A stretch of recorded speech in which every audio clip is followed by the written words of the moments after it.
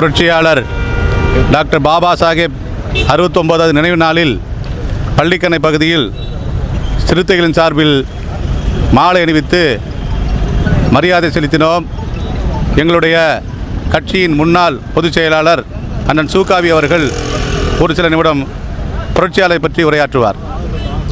இன்று டிசம்பர் 6 புரட்சியாளர் அம்பேத்கர் அவர்களின் நினைவு நாள்.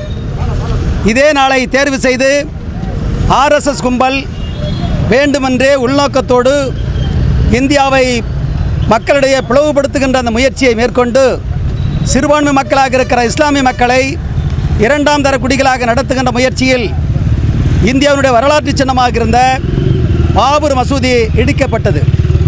எனவே இந்த பாபர் மசூதி இடிக்கப்பட்ட இந்த நாளில் புரட்சியாளர் அம்பேத்கர் நினைவு நாள், பாபர் மசூதி இடித்த நாள், தலித் மற்றும் இஸ்லாமியர் எழுச்சி நாளாய் இதை விடுதலை சிறுத்தைகள் கடைபிடிக்க வேண்டும் என்று தலைவர் எழுச்சி தமிழர் அவர்கள் ஆணையிட்டிருந்தார்கள்.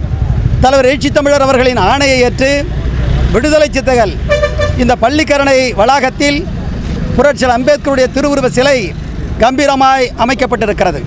இந்த சிலை முன்பாக விடுதலை சிறுத்தைகள் ஒன்று சேர்ந்து புரட்சியாளர் அம்பேத்கரின் திருவுருவ சிலைக்கு மாலை அணிவித்து உறுதியேற்றிருக்கிறோம்.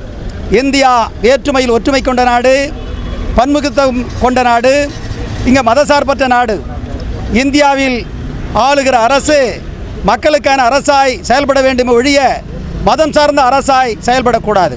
ஆனால் இன்றைக்கு செயல்பட்டு கொண்டிருக்கிற மோடி அரசு ஒரு மதம் சார்ந்த அரசாக இருக்கிறது. இந்திய அரசியலமைப்பு சட்டத்தை அவர்கள் ஒரு பொருட்டாக எடுத்துக்கொள்வதில்லை. புரட்சியாளர் அம்பேத்கர் எழுதிய இந்திய அரசியலமைப்பு சட்டத்தை நாங்கள் நடைமுறைப்படுத்துகிறோம் என்று சொல்லிக்கொண்டு இந்திய அரசியலமைப்பு சட்டத்தை மதிக்காமல் மதம் சார்ந்து செயல்படுகிற ஒரு அரசாய் மோடி அரசு விளங்கி கொண்டிருக்கிறது.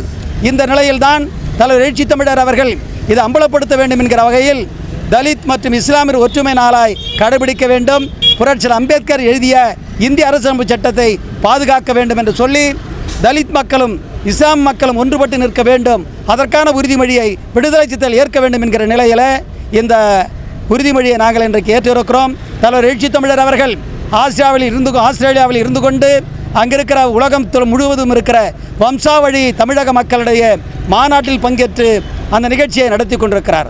ஆனாலும் தென்சென்னை தெற்கு மாவட்டத்தின் சார்பில் காலையிலிருந்து தம்பி மாவட்ட செயலாளர் இளையா அவர்களின் தலைமையில்